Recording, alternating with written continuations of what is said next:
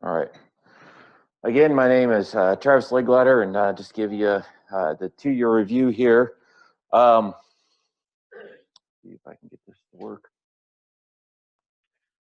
Give you a little background information here, as Rebecca alluded to.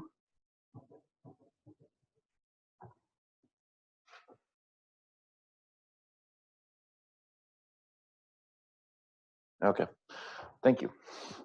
Again, I started July 1st, 2017. My DOE is 80% extension, 20% research, stationed there at the UK Rec in Princeton. And as Rebecca told you, got 2 degrees at the University of Missouri and then my PhD there at Purdue University. What I want to do today is, being 80% extension, I want to focus on my extension programming. And what I'm going to do is, I've set up the objectives here. In case you guys have read my narrative statement, you will notice that these follow the same as that narrative statement. And I wanted to kind of go down that road. And what I wanted to do is, I'm going to tell you all about the extension program that I've done to meet these objectives, but I will wrap in there also the research that I've done and the outputs I've had and the grant dollars that have gone towards those as well. So the research and the grant funding will all be wrapped in there, but we'll focus heavily on extension here today. So when I came here, I really had 3 objectives. And what I wanted to do is I wanted to focus on herbicide resistance, control of herbicide resistant weeds. It's a big part of the job, big thing that we face here in Kentucky. I wanted to have my small little niche. Everyone says you need to have your program stand out, and I wanted that to be herbicide application technology. And then also the 3rd objective, I left it kind of open, said, just addressing any emerging or new issues that come up. You always have new things coming on the radar, so making sure we address that. So that was my plan coming in. As you guys all know, plans don't always stick, right? So I showed up, and the first thing that was put on my plate, it seemed like I stepped foot on Kentucky soil on July 1st, and everywhere we had dicamba injury, okay? So I'm going to spend the better part of this seminar talking about our dicamba response, because it is the larger part of what I've done for the first 2 years, is responding to the dicamba injury situation. So we'll talk about that. I'll hit the other 2 objectives, but basically that 3rd objective came up to the top, and it took priority pretty quickly because of how big of an issue it was.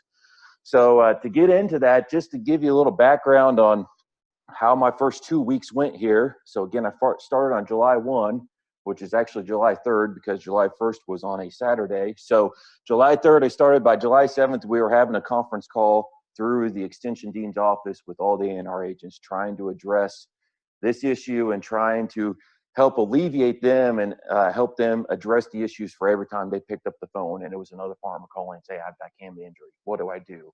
So trying to address all the questions they had. By July 11th, I was in Fulton County, Kentucky. If you're unfamiliar with Fulton County, that's as far south and west as you can go in state. A lot of river bottoms down there. They are basically the Boot Hill of Missouri, okay? They are a different geography than most of the rest of the state of Kentucky. They have widespread dicamba issues down there. They had them in 2017. They had them again in 2018. So addressing those issues. So on that day, I went down there with ANR agents. We had an informal meeting with about 10 farmers who had been affected. And really that was just trying to answer questions for those and help those guys understand what was going on. And there was also some data collection for me to get an idea of what they've been doing and what they've been seeing. And at that time, there's a lot of things going around. Farmers are very social people. They talk a lot at the coffee shops, and they use Twitter, surprisingly enough. So, and they read the internet. So they all had these myths that they wanted to know, is this true or is this not true? So we spent the better part of the morning just talking to those farmers about that. And that day I observed about 5,000 acres of soybeans that had been injured in that bottom. So really just trying to get down there and look at that. By July 14th, we had out a publication for our ANR agents, helping them understand what they need to do when they pick up the phone and it's a farmer saying, I've got a dicamba situation. So helping those guys out, helping them forge down a road that they really hadn't been down in a while. So I will not break out the rest of my 2 years by date like this, but just kind of show you the first 2 weeks was a fairly busy 2 weeks responding to this dicamba issue. And it made me realize really quick, this is going to be a big issue and just something that I have to focus on.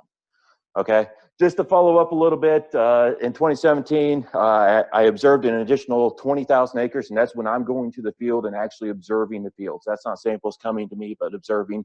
In 2018, I observed about 3,000 acres. And then as far as things that came in through the diagnostic lab, emails, text messages, guys just walking in with plants. There was about 40 of those in 2017 and another 65 in 2018.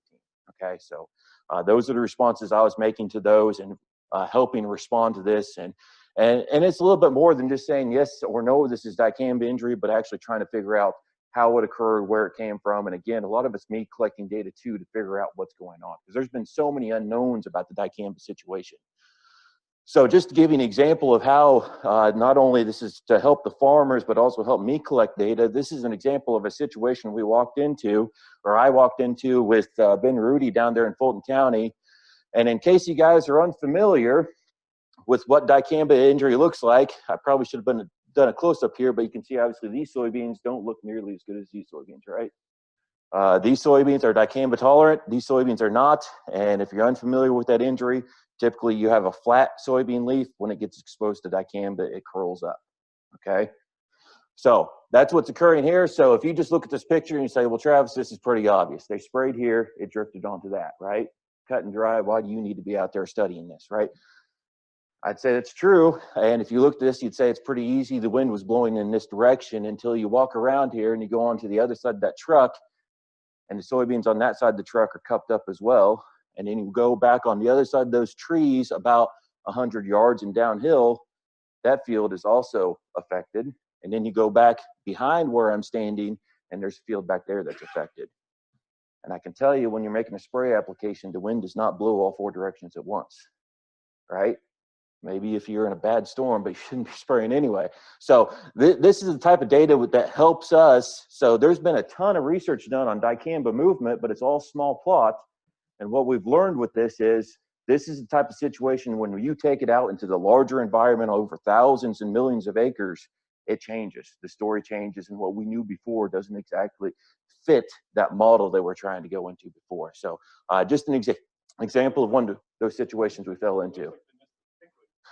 Yeah, so, and what's that telling me is they didn't even have the boom all the way up to those. They actually were trying to stay away, and you still, I mean, maybe I should have a drone to go over all these acres and show you that. But you go to Fulton County, Kentucky in July. I'll invite all of you guys to come down with me again this July, because I'm sure I'll be going back. But we can drive by at 60 miles an hour and tell you which fields are Liberty Link or which fields are non-dicamba fields. It's really easy to pick out. So again, for me, as much as anything, it's a lot of data collection and being able to take that back to farmers when I trained them and help them understand how this stuff moves. And one of those situations that happened for me was on this particular visit. What I did is my pointer's not working here, but I right where you see that curve or that bend in the road, that's where I met the farmer and the A&R agent. And they turned me around and they pointed me to the field behind us, and they said that field received dicamba, and they pointed into the woods and said on the other side of the woods that field received dicamba. Then we looked back in that direction, and I'm looking at the soybeans, and I say, these guys, these look fine. And they said, well, we got to walk. Okay, so we walked down this direction. They say it's just so funny. And they said the injury starts here and it goes way back into there, and we just don't understand how the dicamba jumped from these fields all the way back to there and missed all the beans in between. As I'm standing there, it's about 8 o'clock in the morning, and there's a haze that lays along that tree line. And I just asked them, what is that? And they say that's a creek. So creeks are always at the lowest elevation, right? So that told me something pretty quickly, that temperature inversions were involved. And I'm not going to go into the depths of temperature inversions here, but basically if a product is moved by a temperature inversion, we know it goes to the lowest elevation. It drops down as low as it can go in elevation. Cold air goes down. So we were pretty easily and pretty quickly able to determine that what happened is the dicamba that was applied to those fields either volatilized or is a non-approved dicamba formulation that moved in a temperature inversion and moved into those lower areas from that field. This is a map that I show to farmers when I train them and start talking to them about temperature inversions and the effects that they can have. So these kinds of things, and I have another map here where I lay over a topography map, and surprisingly enough, that topography map has a line that follows almost exactly where that red line is that I marked out in that field. So these are the kind of things, when I go on these visits, I'm collecting this type of data to help myself to explain to farmers why this is happening and what they can do to potentially avoid it in the future. We also conducted A&R surveys of our agents, so helping our agents understand or trying to get more information from our agents. As many acres as I looked at and as many samples as I looked at, I still didn't see everything. So I rely heavily on the agents, and they were able to report to me about 45,000 acres in 2017 and 6,000 acres in 2018. Big decrease, right? You would think I did a good job in training in 2017, right? But I think a lot of it has to do with we planted a lot more extend or dicamba tolerant acres, right? So there's a lot less soybean to be injured, but the thing that concerned me more than anything was from 2017 to 2018, we went from 60 acres tobacco to 500 acres tobacco that were injured. And Dr. Bailey can tell you, we had weekly conversations last summer about this issue right here. So, and for me, as a weed scientist, that's the bigger issue. I'm concerned about those tobacco farmers because I deal with corn and soybean farmers, but guess what? Those guys grow tobacco too. So that's the thing we're interested in there. The other thing we use all the data for that we kind of collect internally from all these visits and getting all these samples is to help us report back to the registrants as well as the EPA. So Bayer, Monsanto, it was Monsanto, now it's Bayer. They had academic summits in 2017 and 2018 that we were invited to. That allows us to go to them and kind of give them our opinion, what we've seen, the things we're seeing out there to help them, inform them of why we think this product's moving, okay? We also had a BASF summit. There were another registrant of dicamba. I attended one in 2017. Unfortunately, the one this past year, I already had other things scheduled, actually a dicamba training, so I couldn't go to it this year. We are also involved with some EPA academic conference calls. Again, this is when the EPA is trying to decide what to do with the dicamba label. So they're asking us what our opinion is and what we think should happen with that label, as well as the KDA. I can tell you, I'm not sure they listened to anything we said, but at least they listened to our input, okay? So those things we're doing with that. And then, that takes up a bulk of my time during the summertime, and in the wintertime, it's dicamba training. So part of this, where the EPA and the registrants think that the thing we need to be doing to help keep dicamba on target is simply by training these farmers on how to apply it.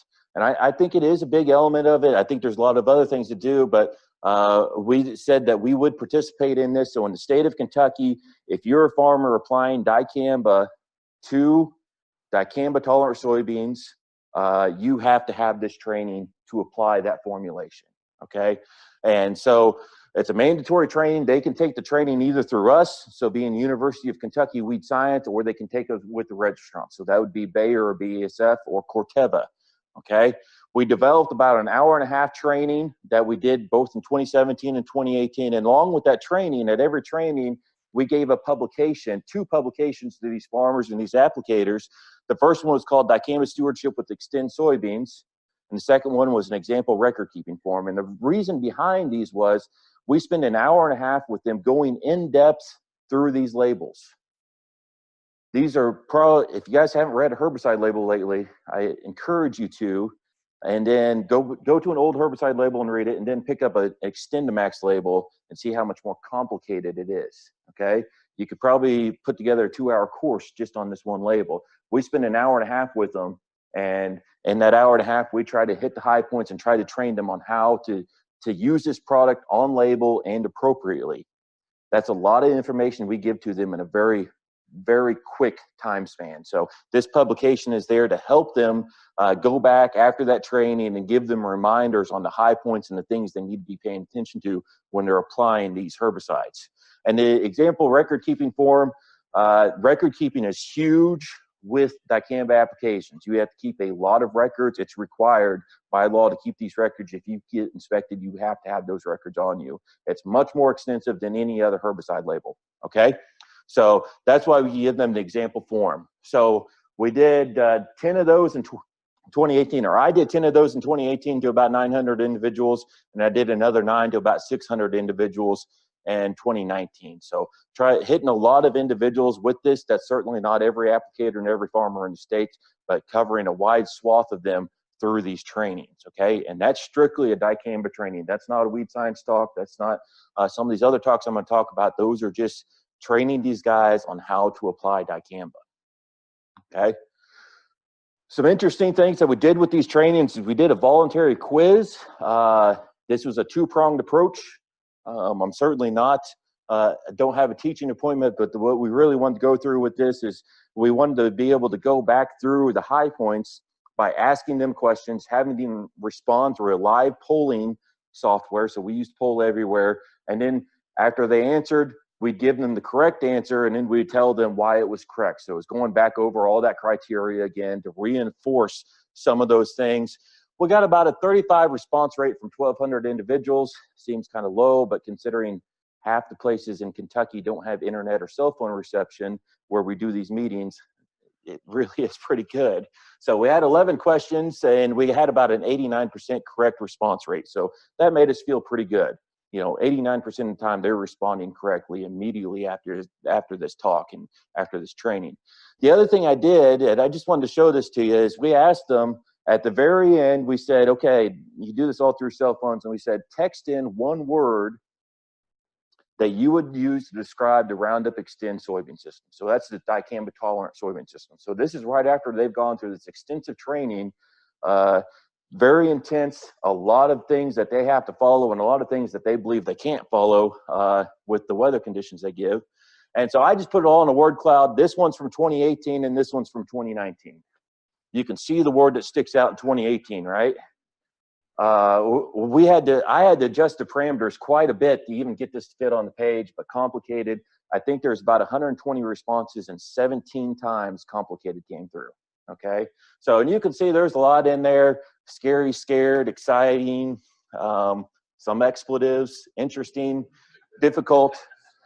So for me, this is more interesting than anything. But the other thing that's interesting is you can see even in 2018, there's some things like great and needed. So there's some guys saying we need this, and it is good stuff, but it's complicated, right? And this is 2019. We had a little bit smaller audience in 2019 we got this from, but you can see great and good stick out. You still have complicated, you still have scary and dangerous and difficult.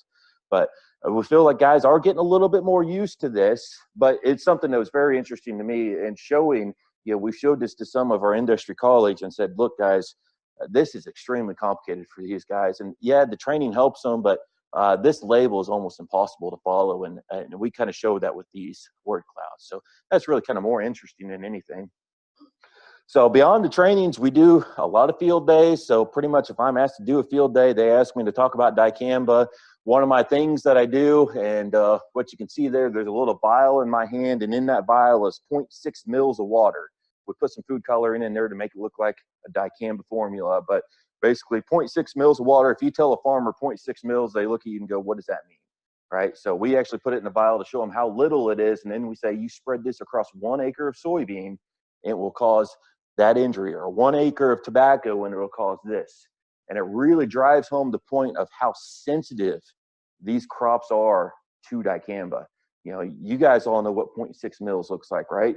Spread that across an acre, 43,560 square feet, right?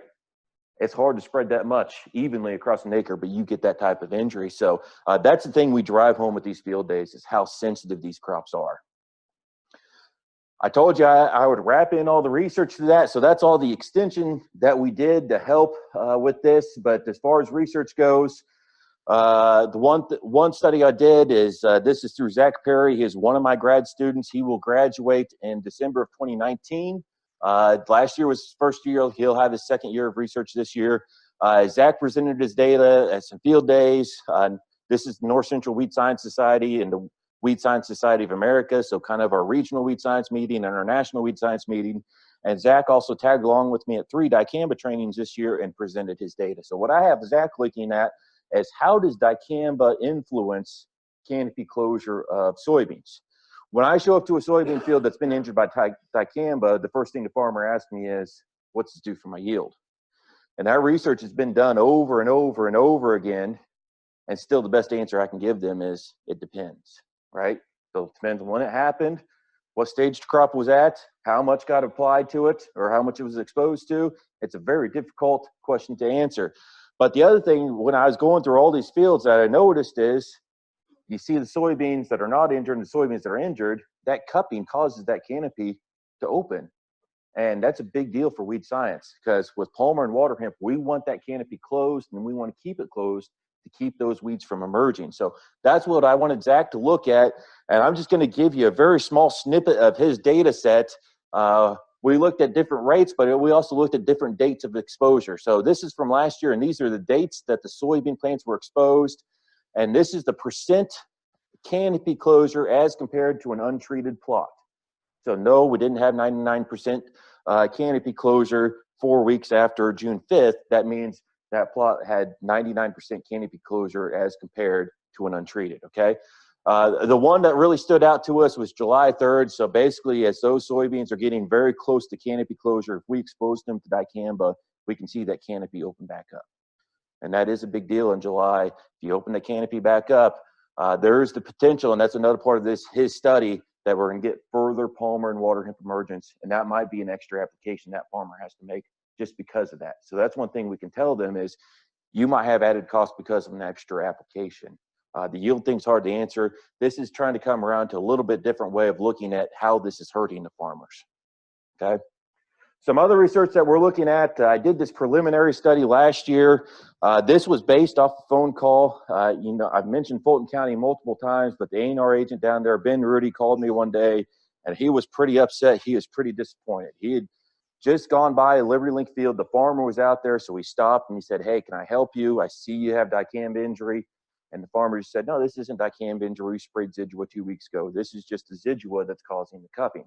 So he called me and he said, Travis, all these guys are saying their Liberty beans are cupped because of group 15s, but I never see that happen on dicamba beans, and we're spraying group 15s on dicamba beans. What gives? And I said, well, that's a good question. So I thought about it a little bit, and I said, I think it has a lot to do with the tank mixes and that glufosinate or that Liberty formulation that's causing those group 15s to be more injurious than dicamba. So to give you a little background, group 15s are a soil residual herbicide that we apply in our post-emergence applications to give us some extra residual. One thing that they do is they do cause the soybean to cup that looks very similar to dicamba injury, okay? So, but he was seeing it on a lot of Liberty beans, which are also going to cup because of dicamba, because they are susceptible to dicamba, but not on the dicamba beans. So we wanted to answer this question. We did a very small study last year. It was very preliminary, but we had dicamba-tolerant soybeans, and we had our glufosinate-tolerant soybeans. So these would be the Liberty Links, and those would be the Roundup Extend. So on these, we had a base treatment of dicamba and glyphosate. No injury to those. You wouldn't expect injury on those. And then we added in the group 15. So pyroxasulfone, acetochlor, and S-metolachlor are all group 15s. And in the case of acetochlor, you do see some injury occurring there. You come down to the glufosinate beans, you spray glufosinate on them by themselves, no injury. That's what you expect. You should be able to spray Liberty on Liberty beans and not have injury.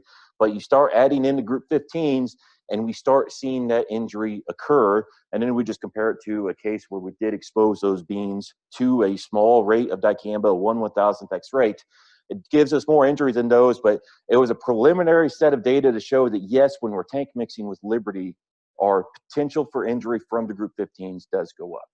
And we are going to put the study out again this year. We're going to expand it a little bit. We're going to put the group 15s out there by themselves without the glufosinate and with the glufosinate, and we're going to mix in some glyphosate as well. So just another study we're doing to help answer some of these questions that are going on out there.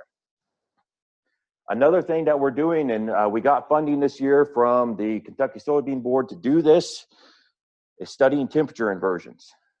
Okay, so temperature inversions, we know, play a large role in the movement of dicamba. And I'm not, for the sake of time, I'm not going to spend a lot of time on temperature inversions, but essentially that happens almost every night. We get cold air masses trapped under warm air masses. And if you spray into that situation, you can get small droplets that suspend in that air mass, and they're going to move downhill, or they can move horizontally in directions, and whichever, we can't predict it, basically, okay?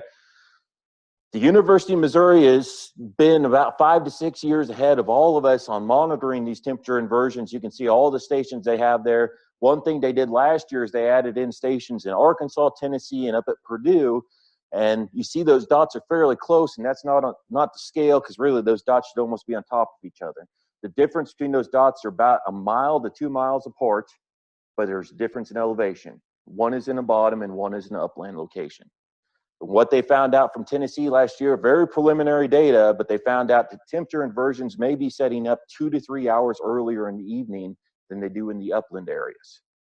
That can explain a whole lot of what's going on in areas like Fulton County bottoms, okay? If you're having temperature inversions in the middle of the afternoon, guys are out there spraying, and that could be explaining a lot of this movement. So soybean board gave us money to fund 2 weather stations that we're going to put down in Fulton County. We're going to have a 60-foot elevation change between the 2 and about a 1.5 mile distance apart. So this is going to allow us to be part of this huge collaborative network. A lot of data being collected here. So I'm very thrilled to get this money from the soybean board to be able to conduct this research. So that's dicamba, okay? I spent the first half of this talk just talking about that, but I feel like that was reasonable in my opinion, because most of the time I spent in my first 2 years was dicamba related, okay? But I did do a lot of other things to do with my other objectives. So we talked a lot about controlling herbicide resistant weeds. Just to give you an overview of kind of our what we're looking at there. Horseweed, we have ALS and glyphosate resistance in the state. Palmer amaranth and waterhemp, we have ALS, glyphosate, and PPO resistance. And Italian ryegrass or annual ryegrass, whatever you want to call it, we have ALS, pinoxidin, and glyphosate resistant ryegrass in the state. Overall summary of our outputs, or my outputs here: 3 out-of-state presentations, 7 invited in-state presentations, 14 counter meetings, 8 field days, 4 UK-hosted conferences, and then as far as media outputs, 8 newsletters, 4 videos online, 7 TV interviews, and 4 magazine interviews. So lots of meetings. Despite doing all these talks on dicamba, I tried to go out and do as many talks and talk as much about herbicide resistance as I could, because with dicamba, we're just talking about injury and how to keep dicamba where you sprayed it. But that doesn't answer the question of how do we control these weeds. Yes, dicamba works very well, but there's a lot of options out there. And so that's what we want to strive to continue to do, is tell these guys how to control their weeds. As far as funding goes, you can see the funding here. Extension funding, we've been very fortunate from the USB. We've gotten 2 grants at about $60,000 for our extension. 1 grant from small grain growers at $30,000. And the soybean board has been very supportive of my research. 4 grants at $83,000, small grain growers at $10,000, and then 2 equipment funds, $75,000 from the corn growers and $25,000 from the department. And I've also brought in $95,000 from other funding, and that would be primarily industry funds to help run the herbicide screening programs down at Princeton. So to focus on each one of these weeds and just give you a little bit of output that we've had on all these weeds. And here I'm going to wrap together research and output. I gave you a lot of the extension output, but just some research that we do to help support all this extension messaging that we have. There's trials conducted in 2017 and 2018 down at Princeton, and then JD was conducting some up here at the Woodford Farm as well. That data we've presented widely. Almost every extension talk, any weed control talk we do, we present this mare's tail data. It's very good data that we have. We presented it this year at our National Weed Science meeting, as well as we had a grad student presenting it in 2017 at the North Central Weed Science Society meeting. So one thing that I do with farmers is I don't just show them data, I show them lots of pictures. Pictures tell a lot to a farmer. Farmers love pictures. What I show them is, here is our glyphosate resistant soybean system. So as you looked at the title of my talk, it talked about stacked herbicide resistance. That's not necessarily in weeds, but in crops. We're bringing on more and more crops with herbicide resistance. So we show them a lot of systems. Here's the Roundup Ready system. And we show them this picture and just pretty much tell them, guys, for mare's tail, Roundup Ready no longer works, okay? We got to go to a different system. And we show them pictures like this. There's 6 treatments there, and obviously none of them worked. Here's the Liberty Link system, a glufosinate resistant system. Despite the fact that we had a planter that didn't do very well planting into it, here's a system, 6 different treatments that worked very well with the Liberty technology.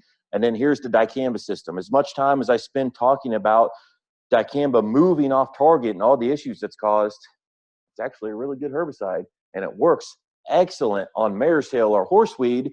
And the beauty of that is you should be spraying this stuff early in the spring before your soybeans are ever planted or that tobacco was set.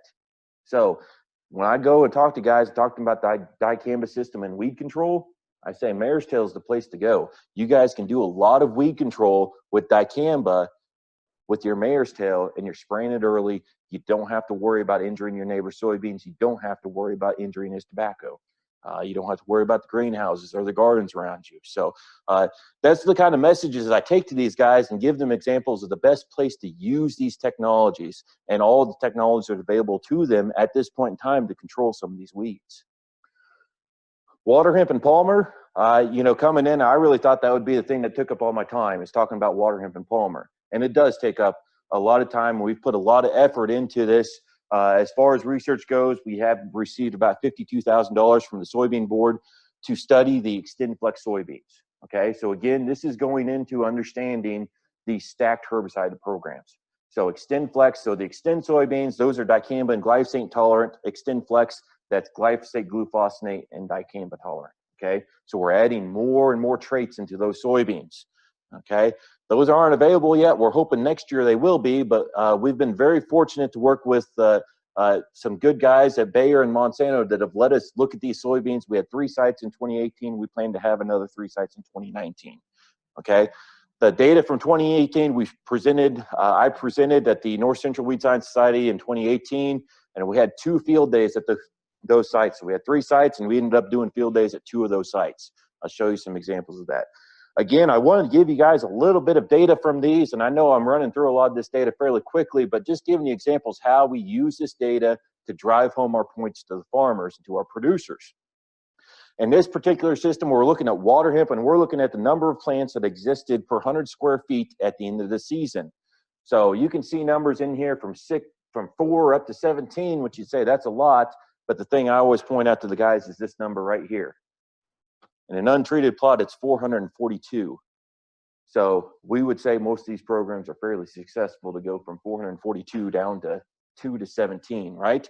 But we show them a systems approach here. So all of these had a pre of Zidua, which has 1 effective site of action. This one, Fierce XLT, has 2 effective sites of action, and Intimidator has 3 effective sites of action. And we talk about effective sites of action and pre's, and we tell these guys, you really want something with 2 to 3 effective sites of action. Okay, that's going to what gives you the best bang for the buck. And when they look at this overall chart, they say, well, give me proof that I should be spending all the money on the 3 side of action and not using a 1 side of action. And with this factorial design, we're able to do that. We break it apart by post only and pre only. And if you come over here to the post only or post regardless of pre, you have no differences there, but you come back over here, pre, regardless of what post followed it, and you can see Zidua and Intimidator break each other apart. And when we put 3 sites of action in there, we get better overall control than coming in with 1 side of action. And this helps us just continue to hammer away at that message that we're trying to drive home to these guys, that you have to have pre's with multiple effective sites of action. Again, we do a lot of field days. Last year we had a field day at our Barlow site as well as the Taylor County site, and these are field days. At Barlow, we had about 40 guys show up, and Taylor County, we had about 60. Okay, guys will show up. If you tell them we're going to talk nothing but Waterhemp and Palmer, they will show up to these sites. We put out demos at these sites. We have our research trials. We walk plot by plot. We give them past data and really just show them how you're supposed to control this weed. And again, it really relies heavily on pre-emerge herbicides and multiple sites of action. So we show them all of those things. And then lastly, ryegrass. Again, this is one of those things that was kind of waiting for me when I arrived. I actually had 2 bags of ryegrass sitting on my desk, and they said, people have been bringing these in, they think they're resistant. So the small grain growers gave us about $10,000 to evaluate these in the greenhouse, and we have ongoing screening in the greenhouse. We've presented this at multiple locations, the 2017 North Central meeting, the annual winter wheat meetings, and our annual wheat field day. This is the data that gets presented at all those. 4 Cats training, that's the former wheat field school, and multiple newsletter articles on this Italian ryegrass. So we have confirmed both glyphosate and pinoxidin resistant ryegrass through these studies. So that's control of herbicide-resistant weeds. Again, like I said, the one thing I wanted to make kind of a special niche in my program was herbicide application technology, okay? And I probably should have put the slide a lot further ahead, showing how many different options farmers are going to have when they go to select the soybean in the very near future. 5-10 years ago, basically you could buy a glyphosate resistant or glyphosate tolerant soybean or glufosinate tolerant. That was your options. It was pretty easy. Now here's all their options. They can get glufosinate tolerant, dicamba and glyphosate, glufosinate and glyphosate, 2,4-D glufosinate and glyphosate, and maybe by next year they'll have the dicamba glufosinate and glyphosate and the HPPD glufosinate and glyphosate.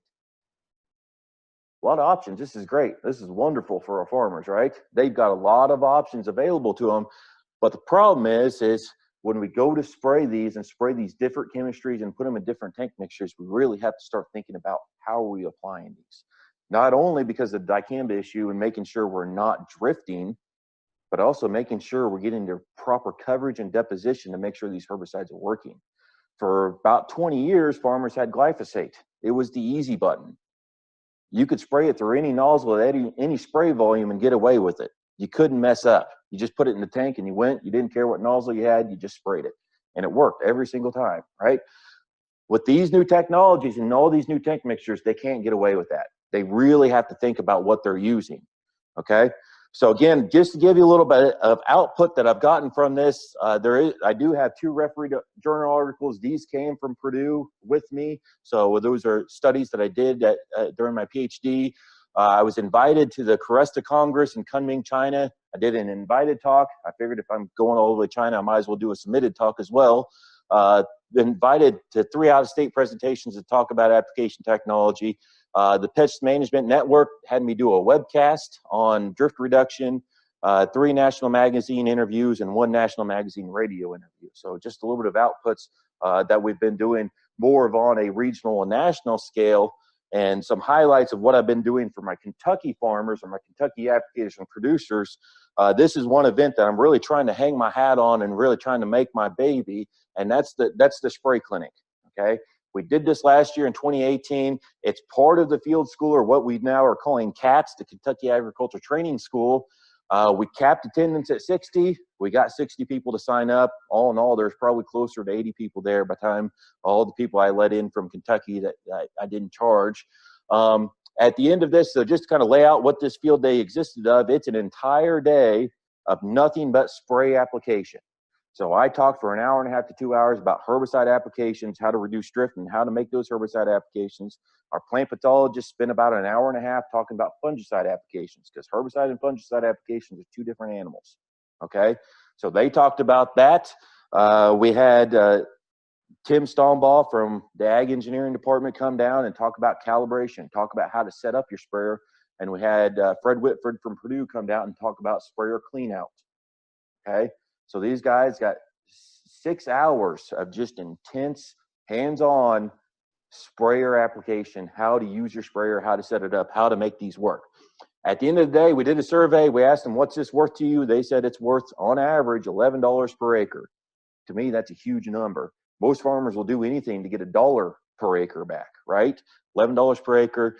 They said they influenced about 160,000 acres, so it has the potential impact of about $1.7 million. I'm not saying it did, but if you do that quick math, it has the potential there to do that, right? So again, that might be some funny math, but really the $11 per acre is what really stood out to me. $11 per acre is huge, and that, to me, that means we gave them some good information. So we are going to do this again in 2019, and until people say that they don't want to do it anymore, I'm going to try to keep doing this. I'm going to keep changing it up.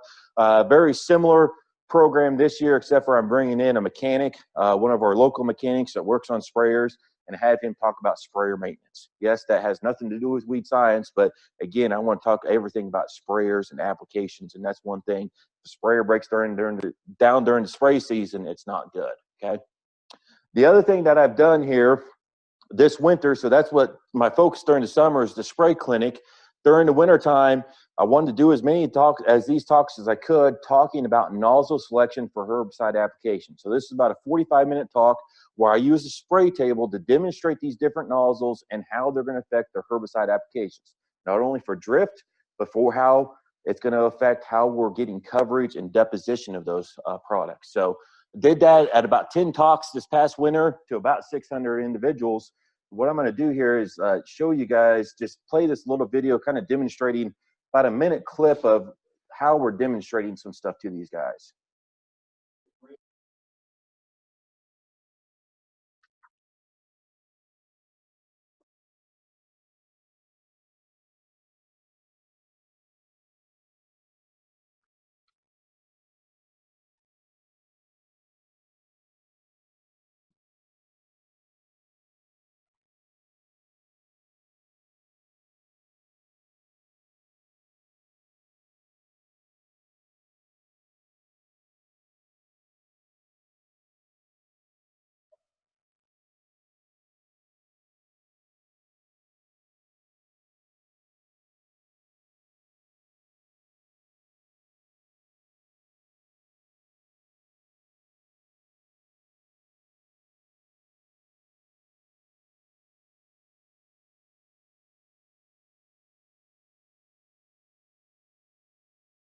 So I understand that's out of context, and you guys probably weren't picking up exactly what I was talking about, right? But the bottom line is we're using this this table to show these guys all these different droplet sizes that are produced, okay? So, and we're going to continue to do this next winter. We're going to improve our lighting system. So one of the things about buying things off Amazon, it's not always exactly what you expect. They said these were strobe lights. I guarantee you they're not.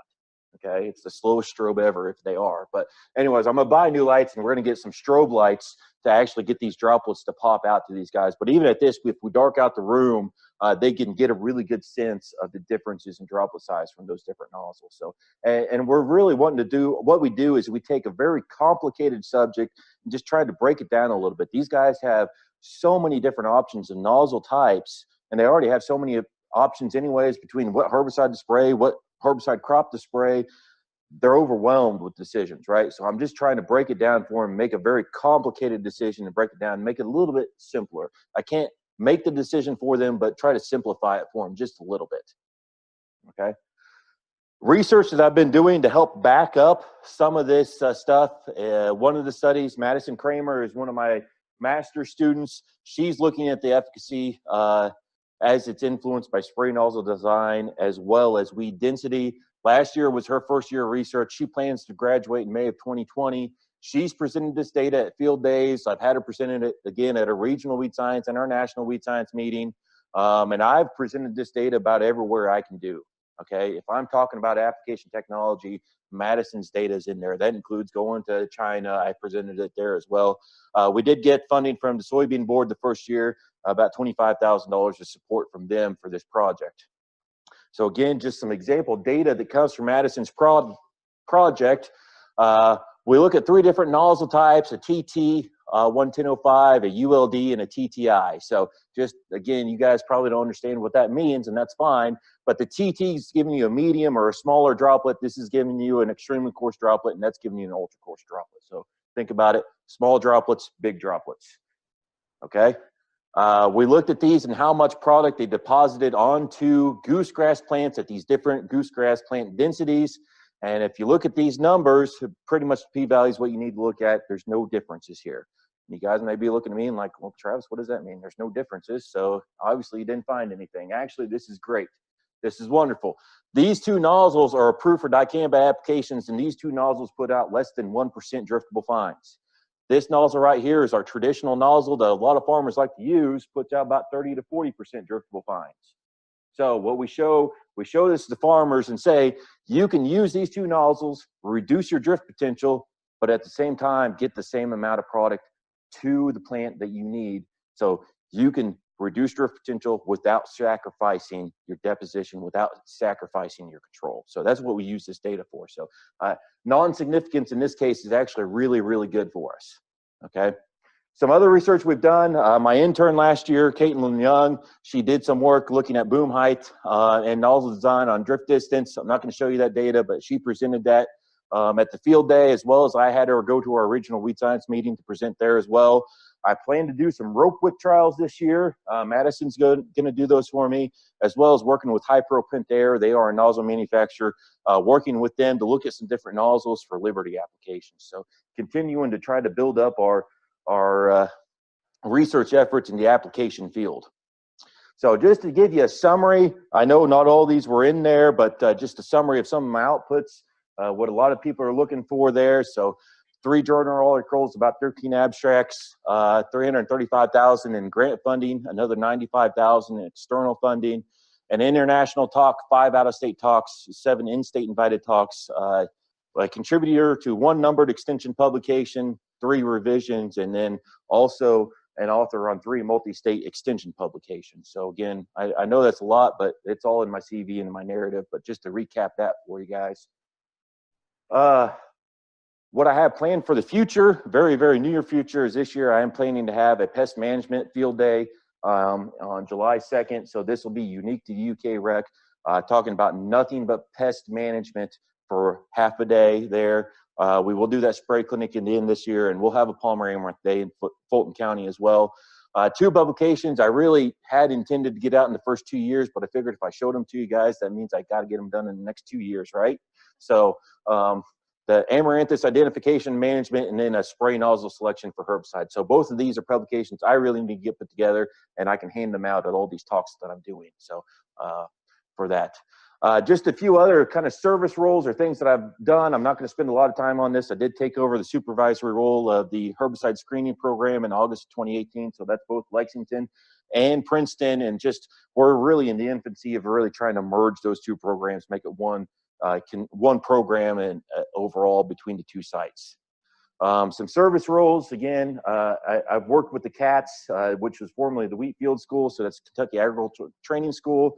I've been elected to the UK Rec Advisory Committee, was the chair of the plant processing facility design. So that's a building we're building out at Princeton to house some of our plant processing as well as ATV storage, and then also the chair of the pesticide building committee.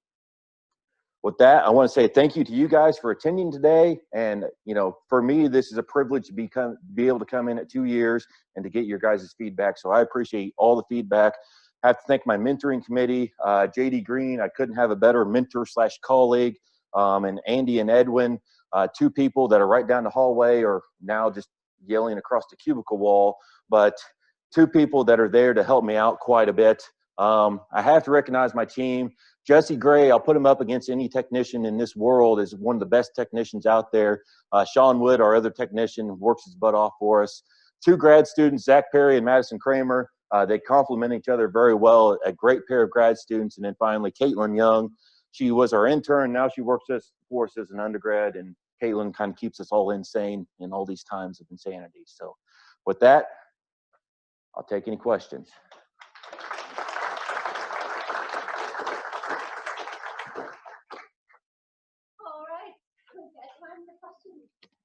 Yeah. It's been used for a good while, Yep. particularly unfamiliar with forage systems. Yep. Was there drift that people weren't noticing, or was it not an issue? Or? So I think, and that's a point that gets brought up a lot. Dicamba has been around since the 70s, right? It's not a new molecule by any means.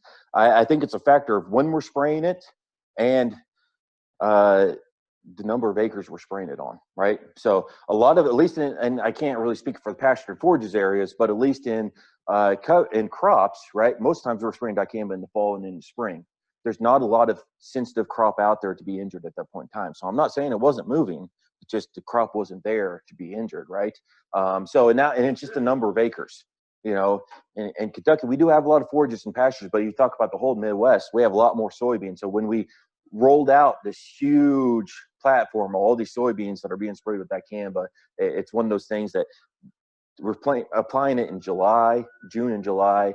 Those are times when it's hot, it's humid, that increases potential for volatility, it's windy. So it's kind of a combination of all those factors. It's kind of a perfect little storm.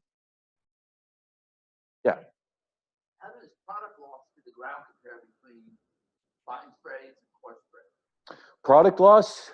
Well, we can measure that kind of indirectly by just looking at how much moves off-site, right? So with a fine spray, so the biggest thing I think about when I think about a fine spray versus a coarse spray, yeah, a coarse spray is going to make its way down through the canopy better, right? Whereas a fine spray, that droplet takes so long to fall, either it's going to go off-site, and more than likely it's never going to find that target. So that's why we like coarse droplets. It gets to the target faster, it's less likely to go off target, and when it goes off target, it's not getting to where we need it to go. But it's certainly in a soybean canopy, if you're trying to get down through the canopy, which is usually not something we're trying to do necessarily in weed science, but a lot of people think, well, I need a fine droplet to do that, right? Actually, a big droplet, a heavier droplet falls faster. It's going to get further down through that canopy. So why do farmers use fine sprays so much? That's the nozzles they had. The traditional flat fan nozzles just produced a lot of fine sprays, and with the chemistries they had to spray, it worked. They made it, and a lot of these chemistries, a lot of these products, if it moved off target, we never knew it, right? We didn't. Those herbicides, we didn't have plants that were nearly as sensitive, so it may move off target, but the level was so low that it was never noticed. So the thing with dicamba is just how sensitive plants are to that molecule, and that's what's really made this thing stick out. Yeah. So you probably haven't looked at this, but are people noticing injury to like plants in the wooded areas or the stream buffers? Yes. So not specifically those, but other places. So the focus that I've had is just soybeans and tobacco because I get the calls from farmers, but certainly there's homeowners noticing it. There's other people, and you get down in Fulton County in West Tennessee. It's the cypress trees that they think are taking a really big hit from this. So yeah, there's other plants that are being affected, and that's one thing about when I showed you those numbers on soybean acres, they went down significantly between years. That's just because we planted more soybeans that were tolerant. But if we continue to spray it the way we're spraying it, and we're injuring a lot of other plants, a lot of plants that the public's seen, that's bad news for all of agriculture, right? So that's one thing that we really try to hound away with these farmers is, okay, maybe you're not hurting your neighbor now, but agriculture, exactly, with some of the other issues going on, isn't of the most high esteem with the general public, right? So, yeah. Perhaps I was curious whether there are tank mixes that could be effective in controlling herbicide tolerant weeds. You mentioned pre-emerge. So and there's certainly tank mixes. Usually what we go after is looking at the whole program, looking at what you go from the beginning of the season to the end, and just how many sites of action can we get mixed in there. And that might include tank mixes within that. So not only just tank mixes, but just thinking about what am I putting down on them in my pre, and then a lot of those pre's, it's essentially a tank mix, but a lot of times now the companies are putting all of those actives together just in one product. So you're not necessarily tank mixing, you're just putting one product in, but they're getting multiple actives in there. So we're emphasizing those tank mixes, but rather than just saying tank mixes, I really try to drive home the different sites of action they need to be getting in there. Yeah.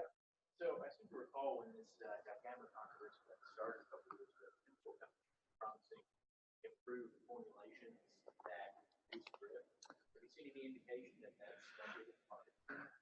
So those formulations are here. They're the only ones that they're supposed to be using. So as far as reducing drift potential, they do have some adjuvants in there that help with that. But with drift potential, it's really about spraying in the right wind conditions and with the right nozzle. That's the biggest driving factor on that. The big thing with these formulations is that they're lower volatility than the old dicamba formulations. And they are. I really truly believe they are lower volatility, but the thing I drive home to these farmers is it's not zero volatility. I mean, the companies have given us the data and they give you these bar graphs with no numbers or anything on them, right? But still, that one bar is still there. And that's the thing I tell farmers is it may be an ultra low volatile compound or formula, but it still will volatilize. And that's the thing to be aware of. Yeah. So where is the industry at? Smart sprayers, the AI technology. The technology exists where the farmers would have a QR code, the sprayer would take care of it. So we're not that far, but certainly the artificial intelligence community is quickly advancing on agriculture, and there's a few companies like Blue River that's using sensor technology, and it's been amazing in the last 3 to 5 years how far they've come from just being able to sense a plant to almost being able to differentiate a weed from a soybean. So that technology is coming. Unfortunately, it's really expensive, so most part they're developing it for vegetables, but we'll let the vegetable guys figure it out in California. And once they get the expense down, then we'll probably move it into the Midwest. But the technologies are coming. And I think for me, it's coming pretty quickly. And that's an area I want to get involved with as well. I haven't gotten there yet. I'll put that in my objective for 4 year, maybe. We have time for maybe one left. Oh, Well, there's two. We'll do two more. okay. Oh, you're first.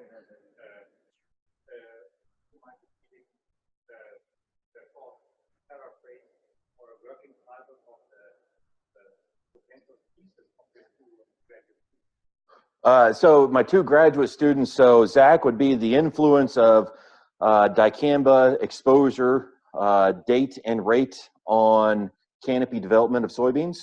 And of Madison's, it would be the influence of nozzle design and droplet size, as well as weed density on the deposition of dicamba and glyphosate.